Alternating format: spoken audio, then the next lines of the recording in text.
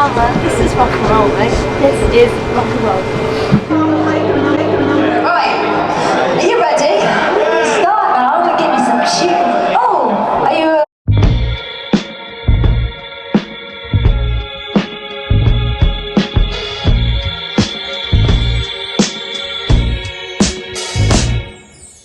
Running on my own, I'm never gonna slow down, try to match my pace. I will tell you now, balance to myself, how I get away this way. Watching more slowly, always gotta hit me, keep my eye on the line.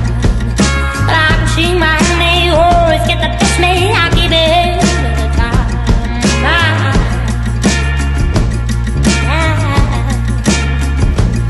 But now I can see the underneath.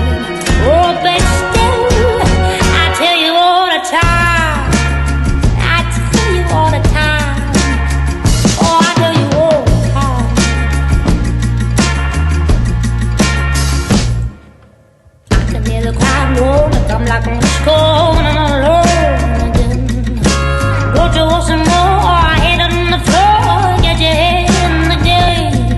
A dog sits on your back, and a hope will let the black, and I can hear them coming again.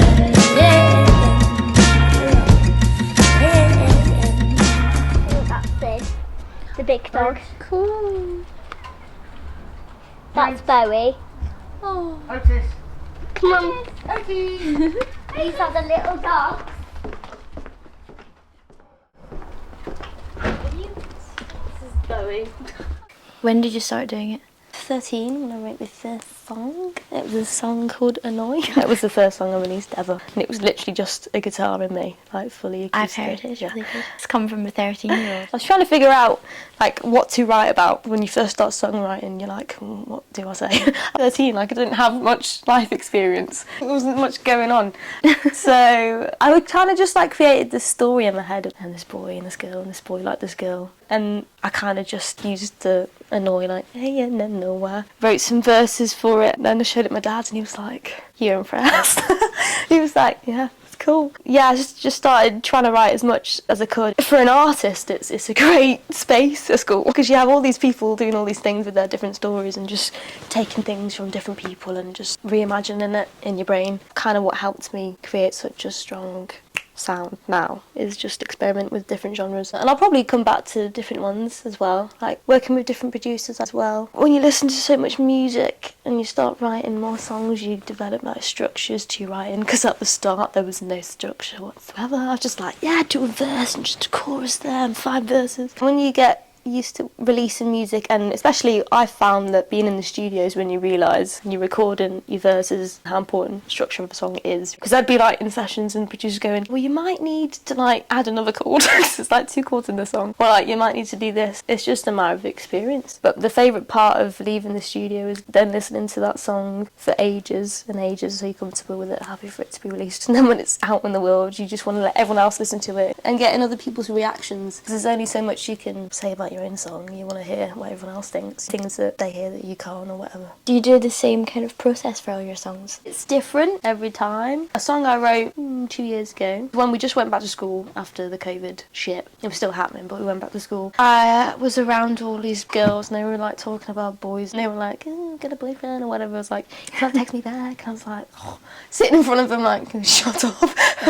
And also like taking notes of like all their thoughts and stuff, and thinking, oh, it's really sad though, isn't it? Like you're like 14 and you're like depressed because Jacob from year 9 doesn't like you. Do you know what I mean? It's weird. And I had this like these lyrics in my head for a song that I wrote called Pretty Girl. It was kind of about those sorts of girls that were obsessed with these boys and not concentrating on becoming who you are as a person and putting all your thoughts and efforts into some boy. So I had the lyrics first. For other songs, I'll just find a groove on the guitar and I'll create lyrics from that. California was think funny. But that was me, Ruby, and one of my mates we was chilling, weren't we, on a night. I was just watching, playing FIFA and stuff. Yeah. And then Ruby was playing a guitar. I was playing this country riff. And she was playing like this riff, and I was like, that's good. And she was like, ah. I says, just sing with it. Just freestyle something. So I'm saying, like, she's like, what should I sing about? And I said, right, 2 cowboys getting stoned. And she started singing, and then we're shouting like different things at her, and she's like putting this song together. That's what I love about writing, because unless you're doing like an album or a project, each song can be fucking something completely different. Freestyling like different verses and stories and making up these stories, which I think is the most fun way to write. We went into the studio and we were like, let's just do a country song with it and just make it a bit. We did it and people liked it. Just fucking. Let's experiment. After Annoy, we did Game of FIFA, I think it was, wasn't it? And we did that up at Inspire Studios in Stoke. But then after that, a friend of mine, a very knowledgeable musician, knows exactly what he's doing. He had a little studio at home and he's like, listen, I'm not an expert, but I can do these things. So we did about 3-4 songs with James. That got people's ears perked up a bit, didn't it? Because every time she does a track, even now, it's Spotify figures and the engagement just seems to double all organically. No budget, you know. I don't think we've ever done a paid ad on anything ever. No, well, I met James when I was 13, like the first ever time I sang on the stage. An open mic Open mic night in Stoke. It was called the Old Brown Jug. They were so supportive because it was my first time. Like I sang some fucking Liverpool song for my dad because I was learning the guitar, and we went with me and my dad, kind of. And I remember being so nervous, and there was like no one in the pub. There was like 2 people. I was sitting on a chair, no little stool with my guitar, little tanglewood. And that's how we met James because he was hosting. It's the most brutal. Yeah.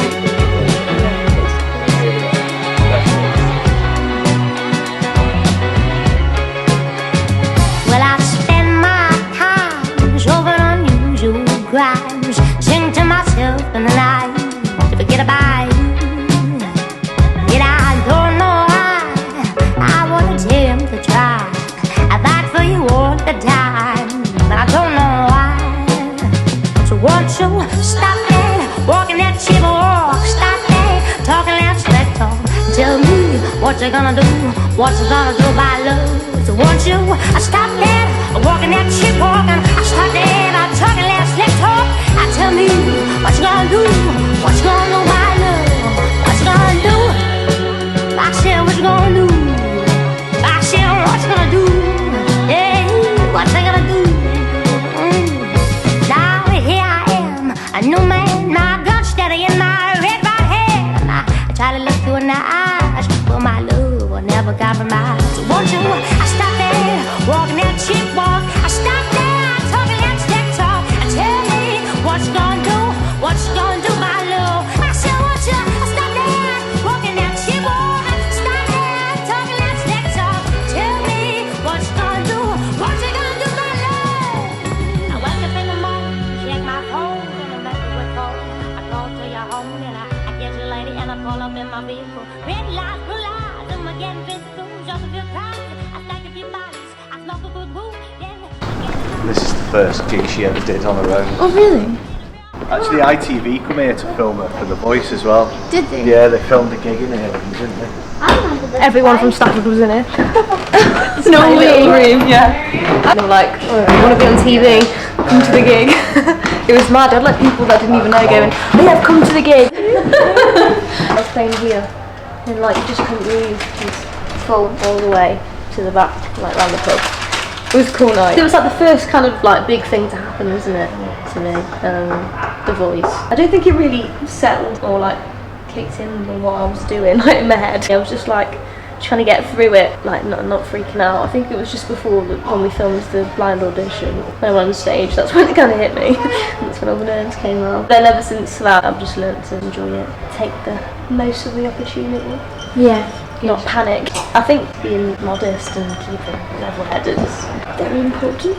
On stage you love it more, like I've grown to really like it. Isle of Wight Festival was amazing just because of the crowd and they were so into it. I was so excited and it's been building up inside. We had the whole day to think about my set and I was just ready to get on stage. And being surrounded by all these other bands and stuff that you've known on social media but you're all together at one gig, finally meeting everyone that's in the same scene as you is really nice. It's rewarding because you deserve to be on the same stage as these people. And all your work that you've just done for the last year, it's like people are kind of going, oh, she's like rising, she's on the rise or whatever. If I know it's a really important gig, that's when I'm most excited. I want to just impress everyone. If you smash it, like it's going to go down really well. And all the work that you've just grafted for the last 5 weeks will pay off. So that's why I love all like the big important gigs, because it's like, this is my time, you know, just being on stage, just you and everyone watching and everyone listening. It's a really fucking powerful thing to have, and it's one of the most exciting things in that rush of adrenaline and stuff. And when you get off stage or when you're just about to go on, sitting in the green room, it's just, I think this part of my career, like the building up and the rise to like, I don't know, greatness is the most interesting part. You never know what's going to happen. I just love it.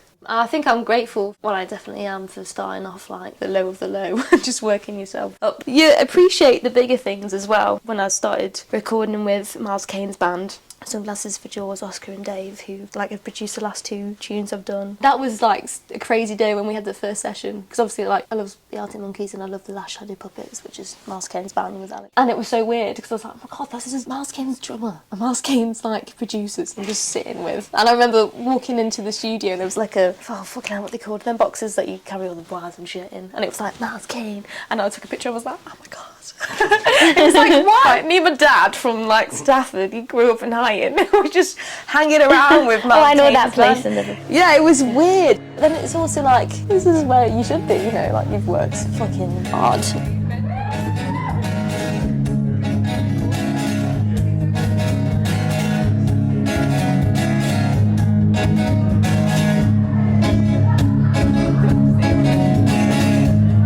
Tell me where's your heart, moving down the blues. Tell me where's your heart, blues. Said I want, but I can get my story straight. 'Cause I don't do things I do when I fall and I have to you. I can't be where I've been when I search and I have to you. I don't do things I do when I fall and I have to you. I can't be where I've been, but I just have to you. I don't mind. I won't ever mind. Yeah, but still I try. I'll always try to change your mind.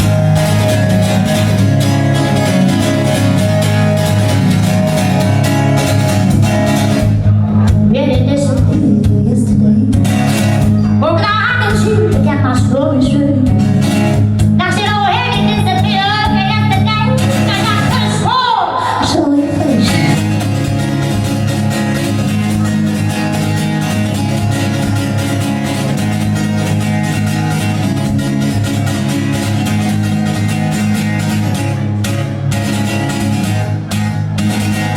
And I try in my town, but I just can't get you right. And I try in my town, but I just can't get you right. And I try in my town, but I just can't get you right. And I try in my town, but I just can't get it right. I don't do things I do when I fall and I have to you. I can't be when I feel, and I sex I have to you.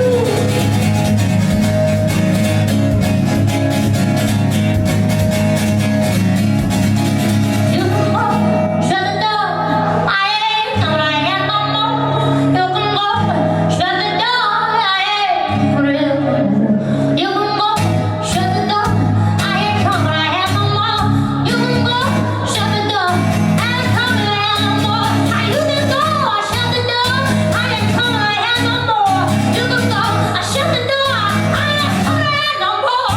Don't do as I do, but I wanna have to you. No, I can't do the way I do, but I just have to you.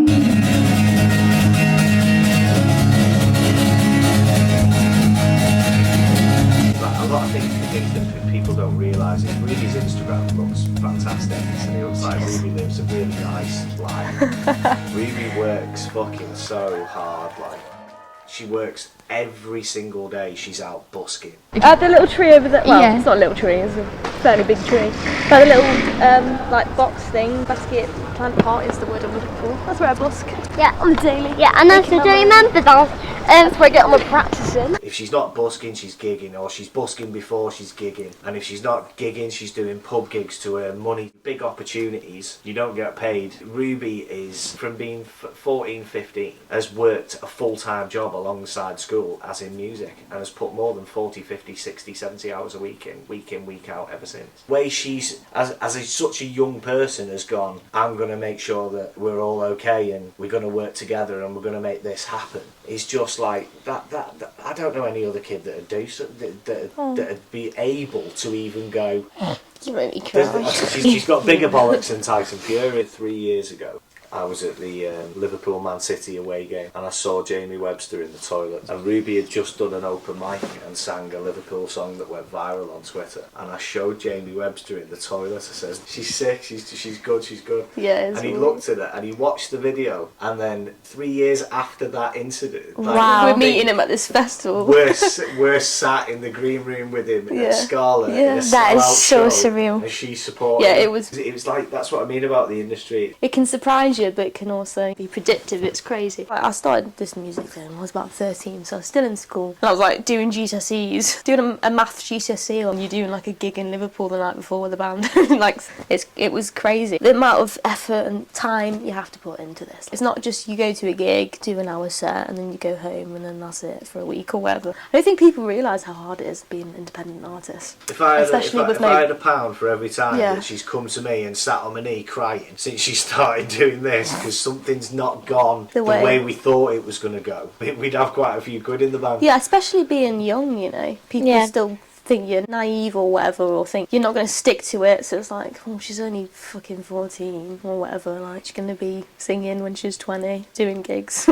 Also, they might not believe you're going to be successful. They don't realise you can't just go to a gig and just be like fucking amazing and pull it off. When you're first starting out and you've got no knowledge of the industry, doing these gigs in cities and stuff, and you're like, I don't know, 13, with bands and stuff. My dad's been really helpful. He's always taught me to be confident, not shy. So the first time I was nervous on that stage, the old brown jug, it just never happened again, the nerves, because I've always been taught to be like, just be you, be confident, as long as you give 100%. But there's always times where you're not getting gigs or whatever. When you're doing all these different things in one go, and then you have a month where you're just like, well, what's next? Can be challenging. There's times I've been down, and I'm like, well, what now, or whatever. But then something happens, it's just like back to normal, like it never happened. To use other people's successes to drive you forward. You cannot let anyone in this game beat you down. You do what you want to do, as long as you give it 110%. Don't be told what to sing, when to sing, who to sing, what lyrics you should be writing, what genre you should be singing. You be you. And if it doesn't work, you've been you. You've not tried to be something that you're not. We've accomplished quite a lot. That's why I trust in it, because we've been able to go from nothing to doing what we've done so far, and doing so much of it, working with all these people. And that's what keeps me going, because I know I'm where I should be at the moment, and if we keep doing the stuff that we've been doing for the last 3 years, it's gonna work. And now I see why you have complete confidence in your approach to life. Nah, we only cut through it. Go there, but he's saying go 2 minutes. Yeah. Trying to figure out where to go through a smoko. I don't know where to go. I went Australian. I'm Australian now. I think if you put your nose, his Vicks Vapor on.